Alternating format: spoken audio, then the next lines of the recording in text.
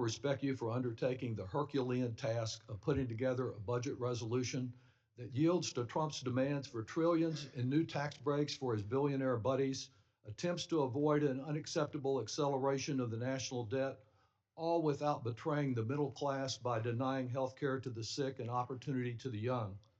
But Mr. Chairman, it's an impossible task. The numbers simply don't add up, and you cannot just adopt the Trump approach of making things up and announcing alternative facts, though there are some parts of your proposal that appear to do just that.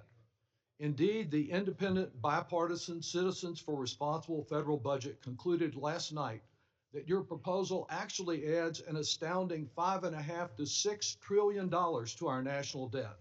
The true name for this bill is reconciliation, W-R-E-C-K, because you make a wreck of our national debt and ever bringing it under control, and you take a wrecking ball to vital initiatives that our middle class needs. Donald Trump promised so much, but his focus was on prices. He said, starting on day one, we'll end inflation, make America affordable, bring down the prices of all goods. He said he'd do it on day one when he takes the oath of office, and as recently as this past month, he said, we're going to have prices down. I think you're going to see some pretty drastic price reductions. Well, he's fulfilled a lot of prices and done a lot of cutting. But now he's shifted to a new statement that Americans will feel a little pain from his 25% Trump tariff grocery tax. Today's bill offers so many cuts, but it's not to grocery prices or drug prices, all to pay for his billionaire tax bonus. In my hometown of Austin, about half of all children receiving care at Dell Children's Hospital have Medicaid. About half of all the births in Austin are covered by Medicaid, as are nearly 300,000 pregnant Texans. This draconian bill will undermine healthcare access for these folks.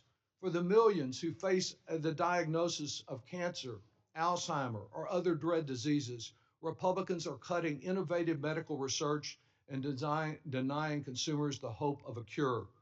Trump is asking to fire 40% of the staff of the Centers for Disease Control and Prevention, CDC, at the time we may face another pandemic.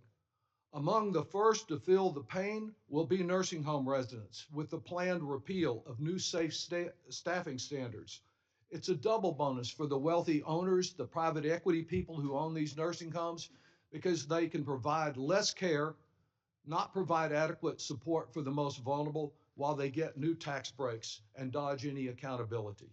And as for education, the proposal to dismantle the Department of Education threatens education for those with disability and education for our most economically disadvantaged citizens, as well as students hoping to have the chance to get a higher education. Given new troubling developments yesterday, one obvious place for revision of your budget that I would recommend is defense.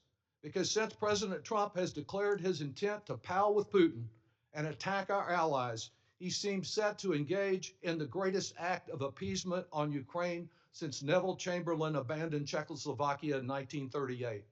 Unless there is an unexpected pushback that I haven't heard yet from our Republican colleagues, the Republican Party will forever be stained as the party that lost Ukraine and perhaps much more.